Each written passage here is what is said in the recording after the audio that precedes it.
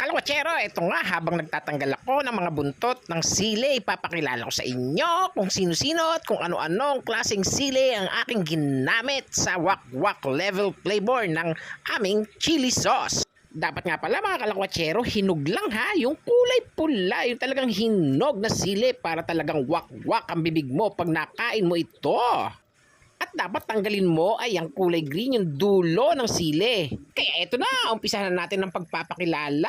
Eto nga pala si siling labuyo o bird's eye chili. Ayan siya. Sikat na sikat yan.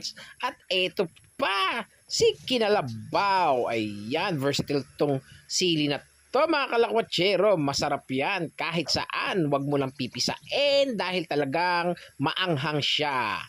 Yan din pala yung ginagamit sa tinola, yung dahon. At ito pa ang violet, white Thai at Taiwan chili. At linagyan din namin yan mga kalakwatsero ng isang yellow habanero. Ayan ang pinakamaanghang na sili talaga mga kalakwatsero. Talagang sabog ang iyong bibig. At ito si cherry bamba.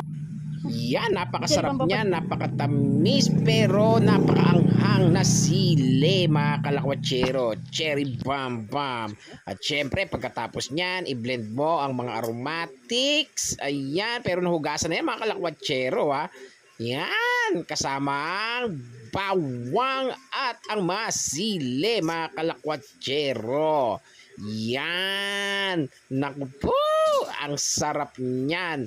Ang chili sauce na pala namin, kung pwede mong gawing sausawan o appetizer na talagang dadalahan ka sa ating ulam mga kalakwatsero.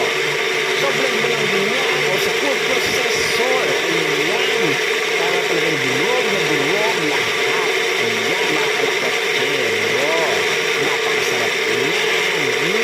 Kaya syempre dapat pag nakita mo, nakita mo na durog na durog na lahat. Ayan, pwede mo yung hangutin mga kalakwatsero. Ang hali pala niyan ang maraming bawang, aromatics at syempre ibinangyan. At ito na nga, isa lang sa mainit at medium heat na pan. Ayan mga kalakwatsero. Kaya order na ng aming wak-wak chili sauce. Wak-wak level yan. Tara na!